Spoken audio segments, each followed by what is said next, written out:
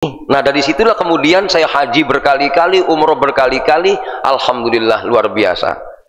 Yang saya menggetar, hati saya bergetar, Pak, saat saya mengucapkan labbaik Allahumma labbaik, aku penuhi panggilanmu.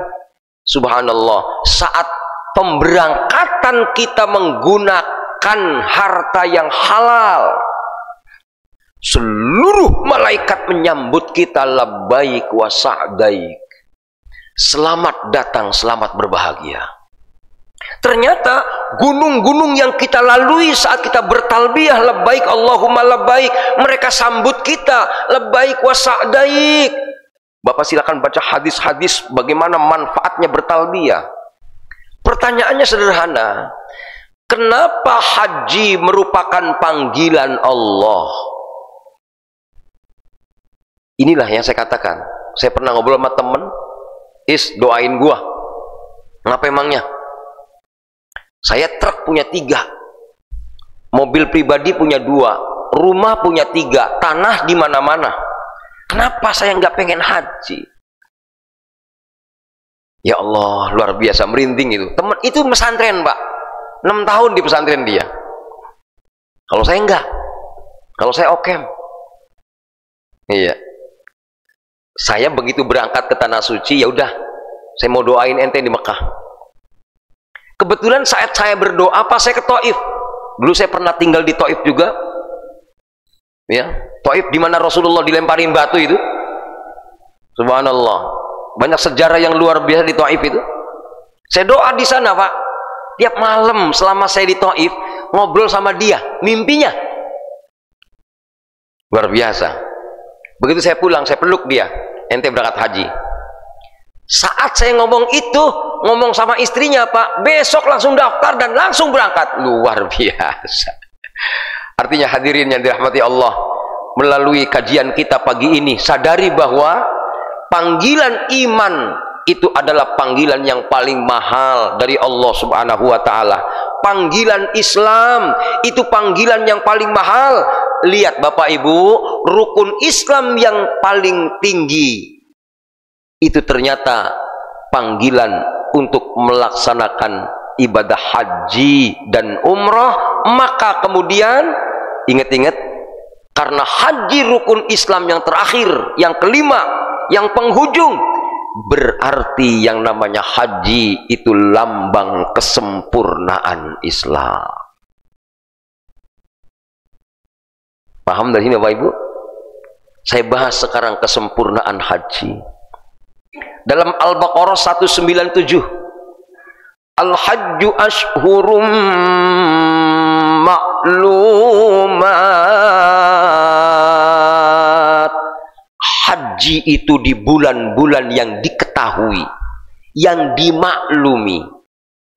Apa maksud haji itu di bulan-bulan yang dimaklumi? Haji yang dimaksud di bulan-bulan yang dimaklumi itu dari mulai bulan Syawal. Makanya ada jamaah haji kita, ya maaf tahun ini agak sakit hati, teman-teman kita banyak yang tidak bisa haji. Mereka yang bisa ziarah nggak bisa lagi. Dulu ada istilah ziarah syakhsiyah, kunjungan pribadi. Dulu ada istilah ziarah tijari, hubungan dagang. Jadi kita datang untuk dagang, tapi ngakunya visanya visa dagang, haji, gitu ceritanya tuh. Dulu ada namanya haji furodah. Haji furodah, haji mandiri, Pak. Itu visanya paling murah tahun 2016 paling murah 90 juta. Tahun 2016. Haji furodah itu. Tahun lalu Raffi Ahmad 1 miliar itu. Memang diperjualbelikan luar biasa, Pak. Saya pernah ngurusin visa haji furoda, Masya Allah. Saya berangkat dari habis subuh sampai jam 2 malam baru pulang, dapat 1 visa doang. Saking repotnya mencari visa furoda. Tahun ini close semua. Visa ziarah close, visa ummal close, visa furoda pun close. Dikumpulkan di Jeddah, Pak. Serem, Pak. Ya Allah, kalau dulu zaman saya gelandangan, Pak, Saya ngomong aja sama askar. Istibra. Syuf. Jawazat. Lihat paspor saya. Ya, syuf visa. Saksiyah. Ayo saksiyah. Tijari. Ayo tijarah. Hadhihi sejarah. Ya, ini dagangan saya. Hadza full. Saya berangkat, makanya saya bilang, saya mah orang nakal, Pak. Berangkat ke Arab jangan ngoboy aja. Gitu tuh. Subhanallah. Sekarang nggak bisa, Pak. Bisa dibayangkan di Arafah, Pak. Itu mobil bus itu, Pak. Masuk itu sudah penjagaan. Plek. Jamaah haji yang naik bus itu kemudian ibarat bahasa kita itu pintu mobilnya, Pak, diklem. Plek. Ditutup. Ketika terbuka, berarti seluruh satu bus itu nggak boleh masuk Arafah. Tahun lalu, maaf, penjagaan Arafah dibongkar sama jemaah, Pak, tahun lalu. Sekarang nggak bisa. Teman-teman saya di Arab Saudi banyak banget, ribuan, Pak. Kayak telepon pada nangis, Ustaz, doain Ustaz, tahun ini berat Ustaz. Subhanallah, luar biasa. Mereka berangkat dari Syawal biasanya, Pak. Awal-awal. Kenapa? Karena Jeddah belum nutup. Kalau Dzulhijjah nggak bisa, Pak. Bapak jangan macam-macam itu. Berangkat Dzulhijjah langsung Jeddah, langsung tertolak, tidak boleh masuk Jeddah. Syawal masih bisa. Yang kemarin banyak yang posting melalui IG, melalui TikTok gitu loh, Pak. Saya bisa kok. Itu kucing-kucingan itu, Pak. Ya, saya hafal. Saya orang kucing-kucingan di Arab Saudi dulu. Itu bekas saya itu. Subhanallah. Makanya pantas kalau dalam tafsir Al-Quran, Al-Hajju Ashhurum Ma'lumat. Haji itu di bulan-bulan yang Allah yang diketahui. Ashhurum Ma'lumat yang diketahui itu dari mulai Syawal, Dzulqa'dah, Dzulhijjah. Ingat-ingat ya, Pak. Nah, hadirin. Kemudian lihat, Pak. Faman faradha fihinnal hajja. Siapa orangnya yang wajib haji. Ingat-ingat, Pak. Pertama, fala rafatha. Jangan ngajak cabul. Tuh. Rofas diartikan kita ngomong sama teman kita dengan bahasa cabul, dengan pikiran cabul. Ya Allah, Pak. Bapak kalau nggak tahu, Pak, godaannya haji ya cabul, Pak. Makanya jangan kaget teman-teman yang sering bolak-balik Mekah, punya bini lagi di Mekah, Pak. Banyak, Pak. Ya, karena berat godaan itu. Makanya pantas ada larangan fala rafatha. Jangan berkata cabul, jangan berpikiran kotor. Bahkan ngobrol dengan bahasa kotor gak boleh. Gitu ya. Nah, selanjutnya wala fusuqa. Jangan berbicara fusuk. Apa sih maksudnya fusuk? Fusuk maksudnya ucapan yang haram, pandangan yang haram, contoh ghibah, contoh dusta, contoh nipu. Masya Allah, itu semua haram. Artinya ketika kita berpikiran cabul, ketika kita berucap yang cabul, ketika kita berucap yang bohong, ketika kita menipu, ini sama saja la hajja, dia tidak berhaji. Saya sejarahnya kenapa saya haji 2 kali, Pak. Saya berantem sama istri, Pak. Saya nangis tuh, ya Allah. Dapat tahu nggak? Di dalam ayat Al-Quran, wala jidala fil hajj. Tidak boleh berdebat di saat haji. Saya depan Ka'bah berantem sama istri saya. Saya nangis, ya Allah, batal haji saya. Berangkatkan saya tahun depan, kalau kau wajibkan aku haji, ya Allah. Tahun besoknya berangkat lagi, Pak. Disitulah saya belajar doa Rasulullah. Saya ingat doa Rasulullah, bagaimana kau bisa haji dengan baik. Mintalah di saat kamu tawaf. Tuh, Pak, ini tawaf nih. Kita tawaf dari Hajar Aswad kan mulainya. Ini pintu Ka'bah, Pak. Disinilah rukun Yamani, Pak. Betul ya? Sorry, ini rukun Yamani sini. Ini rukun Syami, ini rukun Iraqi. Ini rukun Yamani. Disinilah kita muter. Dari mulai sini labbaik Allah, apa namanya? Bismillahi Allahu Akbar, muter doa. Di rukun Yamani kita baca Bismillahi Allahu Akbar. Ada yang mengatakan melambaikan tangan, ada yang mengatakan enggak. Ada dua versi pendapat mazhab itu di situ. Kemudian kita baca Rabbana Atina. Sebelum nyampe di Hajar Aswad, Rasul mengajarkan, maukah kau jadi orang qanaah, kata Rasul. Kata sahabat, mau ya Rasulullah. Bagaimana caranya Rasulullah? Doalah.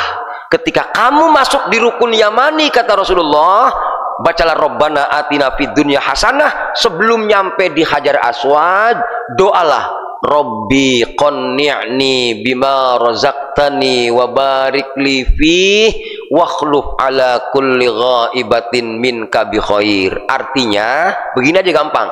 Ya Allah, aku nggak bisa belajar qanaah. Tahu qanaah Pak? Dimarahin orang diam. Bini ngomel Pak, senyum Pak. Siapakah di sini yang istri Bapak ngomel kemudian Bapak senyum? Hajinya mabrur itu. Jadi ibu ngetes suami ibu, pengen tahu haji mabrur apa enggak, omelin Bu, omelin. Kenapa masalahnya? Ciri-ciri orang yang hajinya mabrur, maaf, kudu qanaah. Bagaimana Rasulullah mengajarkan qanaah? Masya Allah. Rasulullah mengatakan, kalau kau tidak diajari Allah qanaah, kau tidak akan bisa qanaah. Bagaimana kau diajari Allah qanaah? Doalah kepada Allah, minta Pak, jangan sotoy. Diajarin qanaah, nerima, bismillah saya belajar qanaah, makin hancur kita Pak.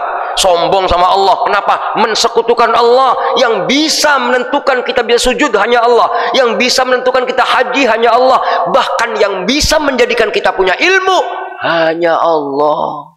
Makanya hati-hati kalau kita pengen belajar bener. Besok saya pengen belajar jamaah, ambis Pak.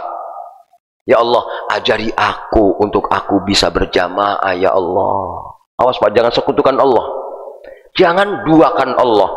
Karena Allah tidak suka diduakan. La ilaha illallah. Bagaimana caranya kita minta qanaah apa tadi? Rabbana atina fid dunya hasanah. Habis itu doalah, Rabbi wahai Tuhanku, qanni'ni, jadikan aku orang yang qanaah. Wa barik li fih, berkailah aku dalam qanaah itu. Wakhluf ala kulli ghaibatin minka bi khair. Ya Allah, banyak yang hilang dari diriku, tolong jangan jadikan aku orang yang menyesal. Biarkan yang terjadi terjadilah. Jadikan aku bahagia dalam naungan ridhamu ya Allah. Masya Allah Pak, saya ketika doa itu aneh. Saya bawa rombongan 16 orang. Orang kampung Pak, yang biasa maaf, kamar mandinya dicubluk Pak. Bapak tahu cubluk? Kalau orang Betawi itu punya empang Pak, di atasnya ada pesawat terbang Pak. Bisa dibayangkan mereka haji yang 300 juta Pak, bintang 5 Pak. Ya, maaf, kalau bintang 5 itu cuci kaki sama pipis beda tempat Pak. Buang air besar beda tempat Pak. Saya bilang cuci kaki di sini, pipis di sini, buang air besar di sini, ketuker mulu Pak. Orang biasa dijambang.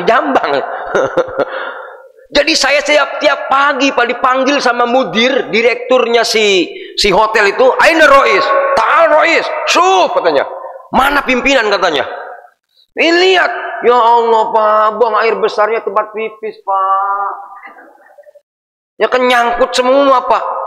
Ya Allah, inilah dosa saya ya Allah. Makanya guru saya yang di Kulon itu Pak, Kiai Mufasir, Abah Mufasir di Barubug, kalau manggil saya bukan Kiai Pak, Kitai. Dia tahu sejarah saya. Haji kerjaannya buangin tai orang Pak. Maaf ini. Cuman saya maaf, saat kerjaan saya saat haji seperti itu Pak, Masya Allah saya bersyukur. Tidak ada kesel sedikit pun. Hebat saya bilang. Oh, inikah doa Rasulullah Shallallahu Alaihi Wasallam saat Rasul mengajarkan Rabbi qanni'ni bima razaqtani wa barik li fi wakhluf ala kulli ghaibatin minka bi khair. Bapak boleh beli bukunya Manasikul Hajj dari Syekh Nawawi Ad-Dimashqi. Syekh Nawawi Ad-Dimashqi punya buku manasikul haji wal umroh. Di situ Syekh Nawawi pengarang kitab Arba'in Nawawi, pengarang kitab Riyadhus Shalihin Syekh Nawawi, pengarang kitab Sahih Muslim. Beliau pernah nggak tidur 2 tahun karena saking cintanya sama ilmu. Beliau tidak kenal perempuan sampai wafatnya karena demennya sama hadis Rasulullah Shallallahu Alaihi Wasallam. Ternyata menuliskan satu hadis, ketika kau ingin jadi orang yang qanaah, mintalah kepada Allah saat tawaf, ketika kita melintasi rukun Yamani, sebelum rukun Hajar Aswad, bacalah, ya Allah, jadikanlah aku orang yang qanaah. Teman saya, Pak, yang biasa hidup sama saya, dia bengong lihat saya. Ustaz, saya tahu watak Ustaz pemarah. Saya pemarah, Pak, terus terang. Makanya saya bilang, saya haji berantem sama istri, Pak. Saya orang yang idealis, Pak. Gitu loh. Saya harus berjuang, harus bisa, begitu modelnya. Dipatahkan Allah. Tahun 2015 haji, berantakan haji saya. Saya nangis depan Ka'bah, ya Allah. Saya nggak bisa ditamumu. Ingat-ingat, Pak, haji itu tamunya Allah. Makanya kan dikatakan, yang dikatakan orang-orang haji, duyufullah, duyufur rahman. Maksudnya apa haji itu menjadi duyufullah? Panggilan Allah, Pak. Artinya panggilan Allah, matanya dalam tatapan Allah, telinganya dalam pendengaran Allah, mulutnya dalam penglihatan Allah. Makanya tadi bahasanya la fusuqa wala jidala fil hajj, la rafatha wala fusuqa wala jidala fil hajj. Tidak boleh ngeres, tidak boleh berkata kotor, tidak boleh bohong, bahkan tidak boleh menipu, bahkan mata tidak boleh menatap yang asik-asik dengan selain Allah Subhanahu wa ta'ala. Bahkan berdebat sampai bikin orang kesel nggak boleh. Jidal artinya wala jidala, dalam ayat itu tidak boleh berkata yang bikin orang sebel. Awas, Pak, kebenaran bukan mutlak harus benar, Pak. Sama istri nih, sama istri. Ini kan penyakitnya sama istri ini sebenarnya nih. Ketahuan ini. Ini mukanya muka apa namanya, takut istri ini. Kalau istri kita kemudian meronta, ingin memberontak kita, dengerin, Pak. Itulah cara-cara Allah ngomel sama kita. Liatin mulut istri kita, ya Allah. Nampaknya kau izinkan mulut istriku untuk ngomel. Jangan sampai mulutnya menyon, ya Allah. Jangan ditanggapi negatif, maksud saya, karena itulah Allah mengajari kita melalui omelan istri kita. Hati-hati, Pak. Maaf, Pak, saya bocorin nih, Pak. 99% wali diangkat jadi wali karena bininya cerewet, Pak. Coba Bapak angkat tangan yang bininya cerewet, Pak. Ini Bapak berarti wali semua ini. Baca Bapak di kitab-kitabnya orang-orang soleh, bagaimana orang mereka itu dekat dengan Allah, ternyata diuji, Pak. Diuji. Gak mungkin orang beriman tanpa ujian. Ya Allah, itu hebatnya saya. Ini tahadduts bin ni'mah. Ketika mengamalkan doa Rasulullah SAW saat saya tawaf, itu hebatnya kata teman. Ustaz, saya tahu watak ente, pemarah, keselan. Tapi aneh, tahun ini saya ngelihat ente di Mekah, sedikit pun tidak ada marah, sedikit pun muka nggak kesel. Apa rahasianya, Ustaz? Saya minta kepada Allah dengan doa yang diajarkan Rasulullah, Rabbi qanni'ni bima razaqtani wa barik li fihi wa khlub ala kulli ghaibatin minka bi khair.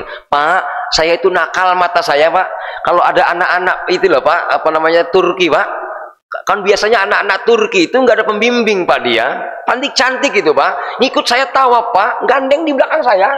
Allahumma, ini siapa ini? Cakep amat ya. Subhanallah. Begitu pulang tawaf, Pak, bye-bye, Pak. Ustad. Buset. Kalau di luar mah saya antem ini. Itu ujian, tapi maaf, di tahun itu sama sekali nggak tertarik dengan apapun, terjaga. Artinya di sini orang yang betul-betul dipanggil Allah untuk haji, Pak, hatinya selalu dijaga untuk menjaga panggilan Allah Subhanahu wa ta'ala. Pantas di saat kita mengucapkan labbaik, itu batu-batuan, gunung-gunung semua mengatakan selamat datang.